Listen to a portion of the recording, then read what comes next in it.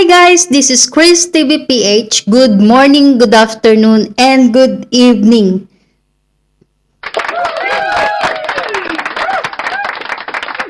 Today marami po tayong pag-uusapan dahil maraming issue ang ating bayan. May mga isyung nakakatawa, may mga isyung nakakagulat, at may mga isyung nakakagalit, nakakakulo ng dugo. Nakakakulo ng dugo. Kaya, pero bago yan, mag-subscribe, mag-like muna po kayo sa aking channel at maraming salamat po sa mga new subscribers ko. Parami na po tayo ng parami. Konting kembot na lang, magto-2,000 na tayo. ang tagal natin umasenso, ang tagal natin umangat. Okay, umpisahan na po natin. Nakakagulat po ang nangyari sa Senado. Ano po, no? Nakakagulat at nakakagigil. Nakakagigil. Nawala lang ng 3 araw o 2 araw ang majority dahil sa nangyari kay Senator Jinggoy Estrada, 'di ba?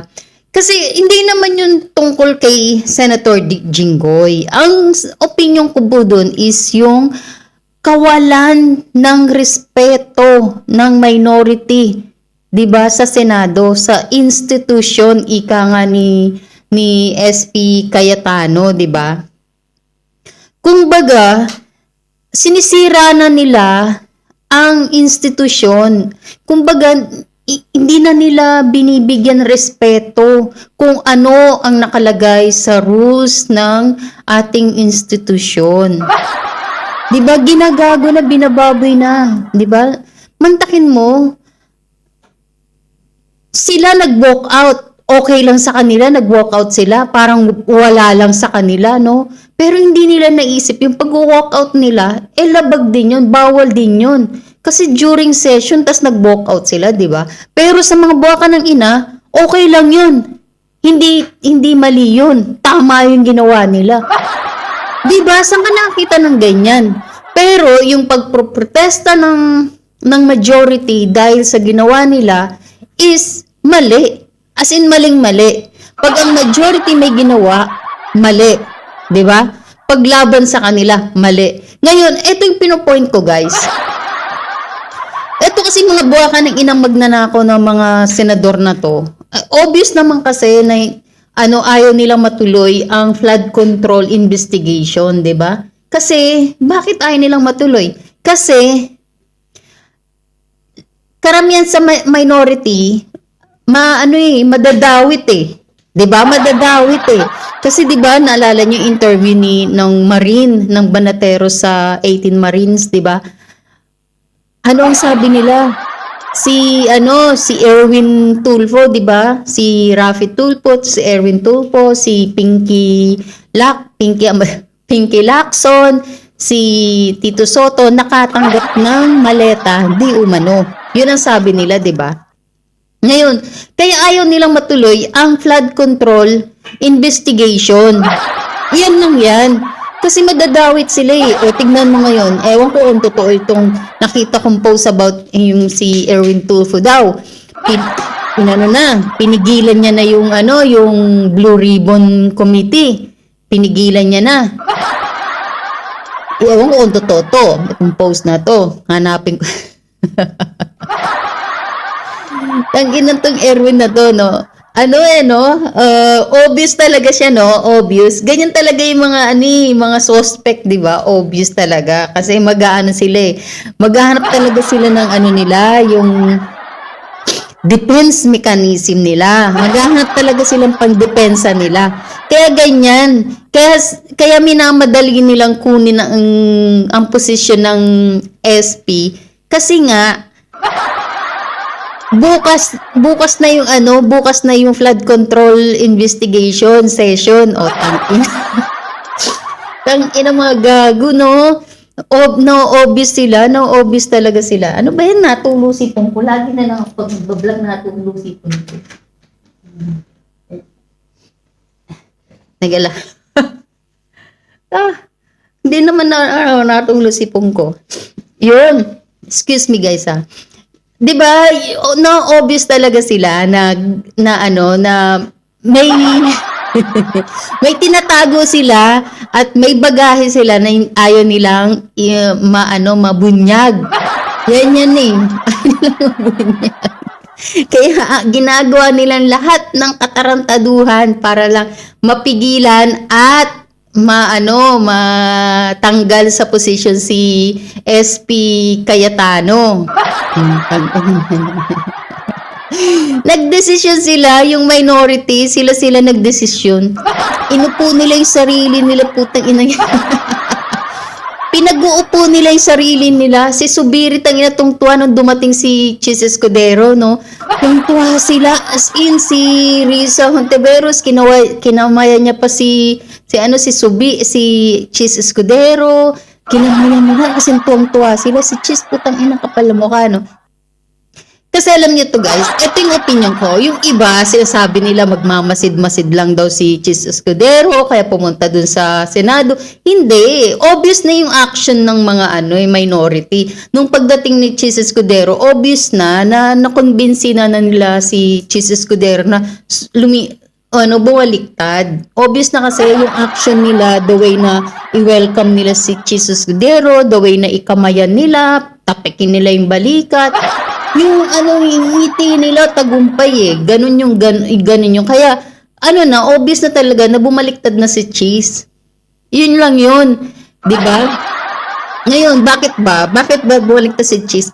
Kasi naalala nyo guys, eto si Chis, barka-barkada to ni Sandro. Kasi meron siyang isang interview na nabanggit niya nga yung si Sandro. Nag-uusap sila, nagte-text sila, di ba ka-jamming ni Chis si Sandro kung saan sila pumupunta, ganyan. Barkada ni Sandro, siguro, yung balita, yung napanood ko kasi yung yung vlog ni nung The Third Floor. Stick na ba ito? The Third Floor vlog. Yung sinabi nila na, di ba blind item nila, may babaliktad, kesyo umiyak, kinausap, tinakot, umiyak, at chuchuchu. Tapos, alam nyo, nag-comment ako dun sa isang Facebook page. Kasi nga, yun yung di ba, yung blind item. Sabi ko, si Chis ba iyan? Ala, na may nagalit pa sa akin, hindi si Chis yung mamaliktad, ganyan-ganyan. Alam nyo guys, ako yun talaga yung alam ko na si Chis ang babaliktad. Kasi si Chis ang malapit sa mga Marcos eh. Kay First Lady malapit yan. Di ba yung video na ininuman ni Kokak yung niya, champagne niya, di ba? Ininom ni Kokak yung champagne niya. Doon pa lang, obvious na talaga na kampe na malapit si Chis sa pamilyang Marcos. Barkada niya si Sandro. Kaya iyak-iyak, 'di ba? Kasi malamang to si Chis talagang dawit to sa flood control corruption eh. Dawit talaga to. Kasi kung dito dawit, hindi to matatakot eh. Kasi syempre kung wala kang ginagawa, katulad si Senator Jinggoy, hindi siya natakot na, pati si Bong Revilla, 'di ba? Hindi sila natakot na makulong. Kasi kung wala kang ginagawa at hindi ka kasabwat, hindi ka talaga matatakot kasi kaya mong ipaglaban yung alam mong totoo, 'di ba? Yun eh. Pero kung matatakot ka at masisindak ka, it means kasabwat ka, yun lang yun. Yun lang yun yung nun, punot dulo nun, 'di ba? Bakit ka matatakot? Kung tatakutin ka, ganyan, gagawang kanila ng kaso, alam mo naman sa sarili mo na hindi ka sangkot, bakit ka matatakot, 'di ba? Ganun lang yun. It means si Chis Escudero, may posibilidad na sangkot siya. May posibilidad na may ginawa din siyang insertion sa flood control or a chuchuchu whatsoever. Kasi natakot siya. Nasindak siya, bumaliktad siya, di ba? Anong sabi ni Meron pa ako guys, dalawang senator na may posibilidad na bumaliktad. Ako, feeling ko yun yung yung magkapatid na Villar. Feeling ko, may posibilidad din na bumaliktad sila. Kasi, nakita ko doon sa isang news na pumunta sila sa DOJ at yung apila nila about dun sa inaakusa sa kanila about sa case nila. Ewan ko anong case yun kasi hindi ko na tinapos eh. Feeling ko, pag ito kinausap, may posibilidad din itong bumaliktad. Kasi alam niyo to guys, ang mga politiko, wala na yan silang pakialam kung kakainin nila yung suka nila o kakain sila ng tae. Hanggat masave nila yung sariling career nila, yung political career nila. Hanggat masasave nila at makakaupo sila sa posisyon, as long na makakaupo sila sa posisyon, kakainin at kakainin nila yung suka at they don't care about their pride anymore and their dignity as long na nakaupo sila sa posisyon. Ngayon, ang ginawa ni Chis Escudero, yan yung malaking pagkakamali niya. Kasi sa 2028, pag yan tumakbo, re-elect pa ba si Escudero? Kung re-elect siya, ano na yan siya? Wala nang career si Escudero. Siguro mananalo siya sa tulong ng asawa ni si Hart, di ba? Pero kung wala yan si Hart, wala na rin yan siya. Hindi yan siya mananalo na kasi sirang-sira na siya. Kumbaga, yung corruption, yung mga matatalino na kasi tao ngayon, last na yung mga millennials, di ba? Tatalino lang. Hindi yung millennials na mga pink clown tsaka dilawan. Yung mga millennials na nasa Gen Z, mga nasa pink clown, dilawan, mga ano na yun, mga bopis yung mga yan eh. Mga nalagyan na ng lason yung utak nila. Di ba? Ganun lang yun. Pero kapag nasa DDS ka, excuse me, millennials, Gen Z ka, alam mo, nakikita mo yung mali ng gobyerno natin, mga corruption, ganyan, magiging matino yung pagboto mo sa 2028. Yun lang yun. Diba? Tapos, eto pa, diba yung sabi ni Senator Marcoleta, sabi niya, wag kukurap. Guys, eto guys, yung sinabi ni Senator Marcoleta, eto. Yan, eto, pakinggan niya. Pakinggan niyo to nalaksan ko. That will define the direction of this country. Paano natin? Ang bagong chairman. Total support. Huwag po kayong kukurap. Yan. Sabi niya, Ito na po ang pinakahuling pagkakataon na ang katotohanan, ang katwiran. alam mo may ano neto eh, may balik tanaw sa akin to yung ginawa ng yung 2022 election. Ang sabi ng asawa ko, baka blink of an eye o in a blink of so, pag ano ba daw, pag kurap mo lang daw is baka si Marcos na yung manalo. Tuloy, hindi ko alam sa English. Yung sinabi ng asawa ko, hirap naman kasi pag English eh. Sabi ng asawa ko, baka daw pagtulog mo, pag dilat ng mata mo, panalo na si Marcos. Alam mo, nagkatotoo siya guys. Nung kinabukasan 2022 election, kinabukasan yung result, panalo kagad si Marcos. Ito yung sinabi ni Senator Marcoleta, yung sabi niya, wag kang kukurap. Nagbalik tanaw sa akin yun eh. Yung yung sinabi sa akin ng asawa ko. Totoo to guys, kasi alam mo yung nangyayari ngayon sa Senado, yung natutuwa nga ako na si SP Alan na yung yung president ng Senate, Senate President ng kasi malapit siya sa Diyos. Tapos itong si Agot Isidro, parang ang sabi niya, wag gamitin yung mga verse ng Bible about sa mga demonyo. Alam mo, ganito kasi yan guys. Ikaw matino kang tao. Ang isang taong nag-share ng about Bible sa verse, bakit ka magagalit? Diba? Dapat nga pasalamatan mo pa siya kasi nga kahit papano, nag-share siya ng words, God's words, sa Bible, yung sinabi ni God about sa Bible, tapos sinishare niya, dapat nga matuwa kayo. Kasi may wisdom yung taong yun, na may pananalig siya sa Panginoon, di ba? Dapat nga matuwa kayo. Dahil yung SP is malapit sa Diyos. Dapat nga matuwa kang ganun eh. Kaya hindi ako makapaniwala ng ang isang tao nagagalit sa isang tao kung nagsasabi siya ng verse ng Bible. Hindi ako makapaniwala sa ganun. Tapos sasabihin nila, ano daw, peki daw yung sincerity ni Alan Cayetano, ni Senator Alan Cayetano. Tapos yung pagbabasa niya daw ng verse, ganyan. Yung mga demonyo talaga, no? Kasi nag-share ng Bible verse si Senator Peter Cayetano, tapos nagagalit sila. Eh di ba, sino ba yung nagagalit pag di ba yung mga demonyo, mga walang yaga. Tapos ito pa, si Claire Castro, si Auntie Claire, in-acknowledge niya si Gatchalian bilang isang SP na daw. Putang ina to si bogo. Alam mo si Attorney Neil, di ba? Si Attorney Neil, inaliwanag niya, illegal yung ginawa ng minority, di ba? Na tinalaga nilang SP si Gatchalian, di ba? Illegal daw yon kasi hindi sila 13 o tanginang yan. Tapos in-acknowledge ng speaker, ng spokesperson ni Bangag. In-acknowledge. Natuwa sila kasi napalitan na si SP Alan. Yun ang pagkakakala nila. Ang mga tanga, no? Masyado silang nagagalak masyado. Akala nila, yun na yun, hindi na matutuloy yung red ribbon.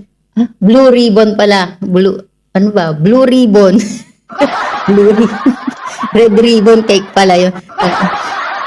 Nagagalak sila masyado kasi hindi na matutuloy yung yung investigasyon ng flood control, 'di ba? Si kumbaga. Sige. 'Di ba? Si Gatchalian na, tapos hindi na iimbestigahan, hindi na itutuloy. Akala nila ligtas na sila. Tang-inang yan. Saan ka nakakita ng ganyang presidente, no? Yung walang ewan ko ba?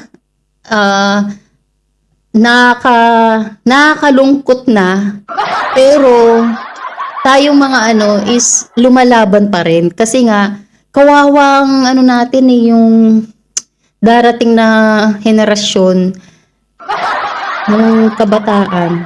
Kung hahayaan natin tong korupsyon at itong presidente natin, ang Pilipinas lulubog.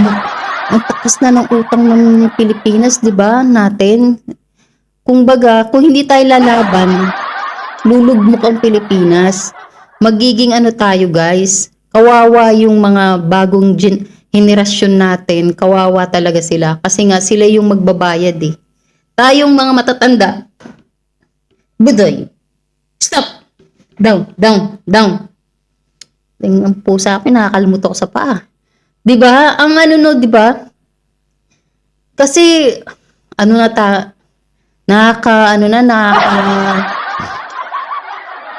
nakakainis na ang natin, ang gobyerno natin, nakakainis. Pag pag inaano mo yung sitwasyon ng Pilipinas, tapos nakikita mo kung isang bansa ka, tapos nakikita mo yung pag-unlad ng isang bansa kung nandun ka, 'di ba? Maiinggit kasi masasabi mo, sana ganito yung bansa natin. Sana yung ang bansa natin yung mga foreigner na magtatrabaho sa atin. Yung tipong ganun ba, yung mga ngarap ka na lang na sana hindi na umalis ng bansa natin yung mga kapwa Pilipino natin kasi maganda na yung trabaho nila sa Pilipinas, 'di ba? Yung malaki yung sahod na hindi ka na kailangan mag-abroad, 'di ba? Yung mga ganung bagay ba na yung katulong mo is ibang lahi na, 'di ba? Yung mga ganung bagay ba na katulad sa China, Hong Kong, Taiwan, 'di ba? Yung mga domestic helper natin, nandun sila kung asensado yung natin, yung bansa natin, 'di ba yung mga banyaga yung pupunta sa atin at magtatrabaho magiging domestic helper din sa bansa natin. You gets mo ako? Nagigets niyo ba ako, guys? 'Di ba yun yung ganung bagay ang dating ba? Kasi ibig sabihin yung ang bansang yun asensado. ang bansang yun is yung mga local people nila, malalaki yung kita. Kasi afford nilang kumuha ng domestic helper sa ibang bansa, di ba? Parang katulad dito. Ano ba yun? Parang katulad dito guys, di ba? Karamihan ng domestic helper dito. Nepal, Indonesian, Malaysian, or African, tapos Pilipino, di ba? Yung mga ganong bagay dating ba, ibig sabihin asensado yung bansa na yun. Di ba? Kasi yung mga local people nila, kaya nilang mag-hired ng mga foreign people para maging helper nila. Diba? Mapapaganon ka na lang sana eh. Sana sa Pilipinas ganito din. Sana sa Pilipinas malaki yung sahod ng mga local people natin, mga Pilipino na hindi na kailangan Buday! Down! Buday! Buday! Get down! Buday! Get down! Buday! Down! Asmaki big time! Buday!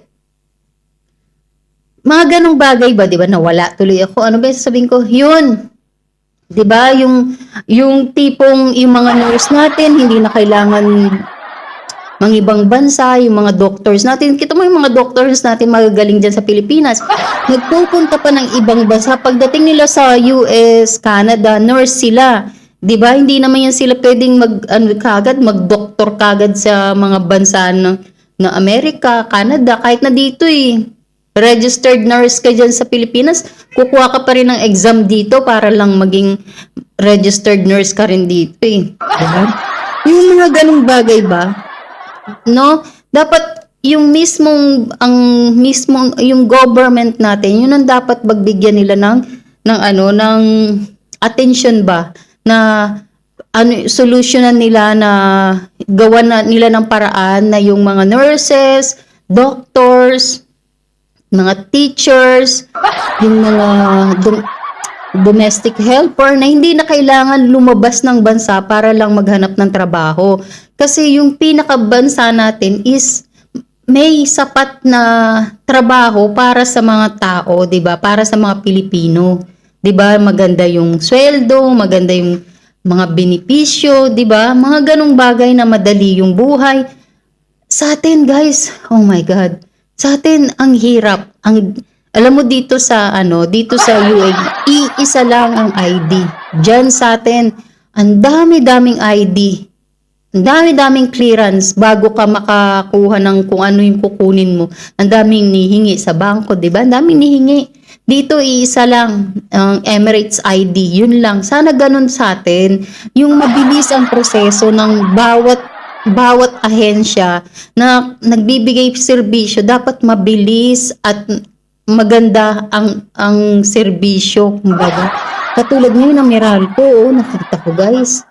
Etong mga nakikita ko sa reels, yung nakakaawa yung isang nanay. Ang una niyang bills sa Meralco, 1,000 lang, naging 3,000, naging 5,000, tapos naging 7,000. Saan ka nakakita ng ganyan? Dito guys, kapag sa expat,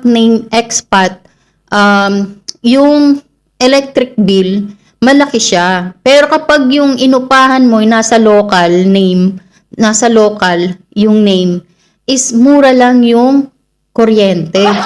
Dito guys, sa UAE, pag local, mababa ang bills nila sa kuryente tsaka sa tubig. As in, ang baba. Tapos alam nyo ba, nakakainggit pa dito kasi nga, meron silang monthly allowance sa grocery. Food allowance. Oh, sabi ko sa iyo, yung mga local nila, ang gobyerno ng UAE, hindi pinapabayaan ang tao nila. Kaya nakakainggit, sana ganito na lang yung Pilipinas, sana ganito rin yung pamamalakad ng Pilipinas. Kasi guys, ang Pilipinas is, ang bansa natin, mayaman naman tayo eh. Malaki ang kita ng bansa natin sa mga bawat OFW na nagbabayad ng tax.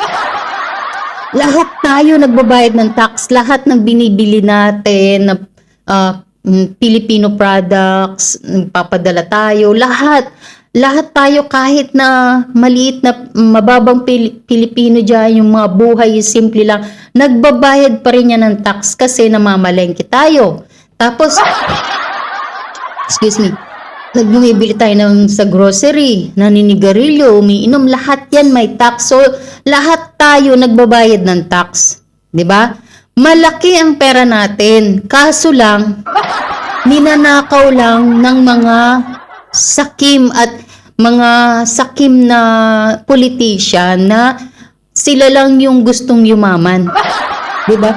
Kung ang ginawa nila is kung matino lang sana yung presidente natin, matino lang sana yung mga nakaupo sa Congress natin, sa Senado, sa lahat ng ahensya ng gobyerno natin, kung matino lang sila at hindi sila korap, kung anong nararanasan ng UAE ngayon, pwede rin natin maranasan na yung mga kapwa Pilipino natin is maganda ang buhay gawa ng ang gobyerno natin hindi korap. Kung sana ganun, 'di ba? Kasi aasenso yung bansa natin, maraming proyekto. Mantakin mo dito, guys. May war nang nangyayari, 'di ba? May war na between Iran, US and UAE, Gulf country, 'di ba? May war na. Pero alam mo ba dito sa lugar namin, tuloy pa rin yung mga project nila sa roading and everything nila dito. So, papakita ko sa susunod yun. Papakita ko sa inyo. Ibibidyohan ko yun. Tuloy pa rin mga project nila. Tuloy pa rin paggagawa nila ng malaking casino dito mala Las Vegas. Tuloy pa rin. Lahat ng project sa may UAE, sa Dubai, tuloy-tuloy pa rin sila non-stop. Lalo na yung mga road nila, yung mga road na kailangan, dito tinatapos nila yung road dito para pag nagbukas yung malaking casino at magkakaroon ng yung fireworks and everything kasi karamihan kasi traffic dito, no? Mantakin mo yun, may gera-gera na pero tuloy-tuloy pa rin mga project ng gobyerno dito. Sana tayo ganun din, 'di ba? Sana tayo ganun din. Kung walang korupsyon sa Pilipinas, ang bansa natin mayaman at maayos at progresibo. Yun lang yun, guys. Kaso lang, mga ganid kasi ang nakaupo. Lahat kasi gustong yumaman, lahat gusto nila sila lang aasenso, 'di ba? Mga ganyan bagay, guys. Tignan mo ngayon, bubuksan yung Blue Ribbon Committee. Blue Ribbon ba? Red Ribbon. Red Ribbon sa cake yun. Blue Ribbon Committee, 'di ba? Bubuksan bukas. Eto malamang magkakagulo to. Etong minority gagawa na naman 'to ng eksena. Ano naman kayang gagawin nila? Harangan nila si Cayetano, harangan nila yung hindi nila papasukin, pipigilan nila yung Blue Ribbon Committee para wag matuloy ang investigasyon, or haharangan nila yung mga inimbita na 18 Marines or yung mga iba pang mga witnesses, 'di ba? Haharangan nila, tapos si Boying Remulla hindi yan pupunta, basta yung mga ganung bagay ba para lang hindi matuloy ang Blue Ribbon Committee na pag-iimbestiga. Etong si Rapi Tulfo tsaka si Erwin Tulfo, obvious talaga sila, lalo si Erwin Tulfo, obvious talaga na involved siya, di umano na mayroon siyang nabigyan siya ng maleta. Ang gulo na eto exciting to sa mangyayari bukas. Kasi guys, si Senator Marcoleta hindi talaga magpapatinag yan, at si SP Cayetano hindi talaga papatinag yan. Pasalamat lang tayo, meron pa tayong matitinong mga senators na hindi involved sa corruption at lumalaban. Palakpakan natin sila kasi nga, 'di ba? Ganun bagay guys, panoorin natin at huwag tayong tumigil makipaglaban. I-share nyo yung video na to. Share nyo. Sabay segue. Basta huwag tayong suportahan nyo yung mga vloggers na lumalaban sa corruption, anti-corruption, sumusuporta sa mga lumalaban sa corruption. Suportahan nyo yung guys kasi nga tayo ang kawawa. Ang mga bagong henerasyon natin ang magiging kawawa kasi Sila yung mag-shoulder ng mga kagaguhan na ginagawa sa ating gobyerno. 'Di ba?